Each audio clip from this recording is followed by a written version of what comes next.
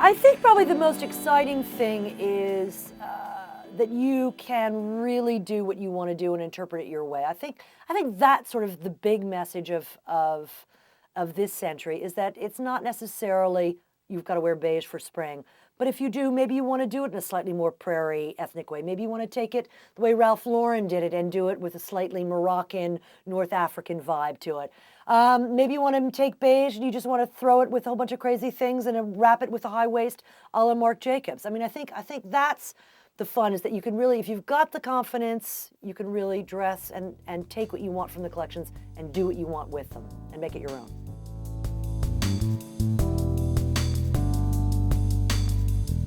One's an idea, two, keep noticing, three's a story. So if we have a thing on our online, which is, three's a trend. So if you see three of anything, it sort of becomes a trend, or it becomes a kind of phenomenon of some kind. So I think when people are talking about things and you can hear that in just different dinner parties and cultural things, that becomes a kind of zeitgeist that permeates the culture.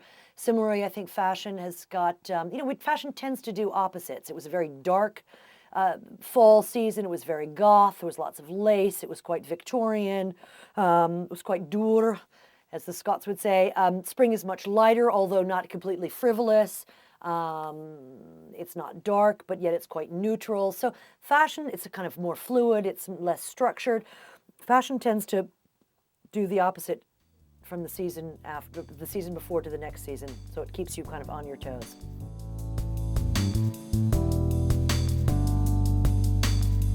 I think there is a slightly eternal idea to what is good fashion. The idea that it transcends a 6-month thing, that you could have it in your life. Chanel handbag, an Yves Saint Laurent tuxedo, maybe even a classic Tom Ford Halston-derived dress from his collections long ago in fashion terms, at Gucci.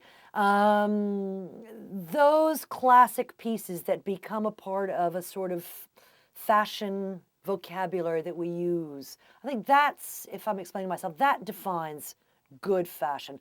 Something that's fashionable are, gladiator sandals this summer. Everyone wore sort of Bermuda shorts, gladiator sandals. That's fashionable. Is that going to stay and be good fashion and be solid and be with us? I don't think so. I think that's really a fad and a trend. I think it's really hard to find things. A white shirt, how is that done? How is that interpreted so that it becomes, without being boring and trite, how does it become good fashion? Or what do you do to it to elevate it, to make it now? I think those are things that I always consider when I buy things, if I am going to have them in my wardrobe for a long time, if it's a flash in the pan. And I think it's great to have something for 6 months. Don't spend a lot of money on it. Wear the hell out of it. Have a ball with it. Throw it away, give it to a friend, give it to your daughter to make doll's clothes with. Don't be precious about it. But then I think there are things that you want to invest in, like a beautiful Lanvin trench coat that you want to have for years and years and years, a fabulous Chanel suit that you're going to have for years and years. I think those things are classics that are, an Azzedine Alaïa leather skirt, one of his bandage dresses. Those are things that I think become part of a fashion vocabulary that is eternal and not ephemeral. And I think a lot of designers would love to get to that iconic classic state. It's very, very hard to do.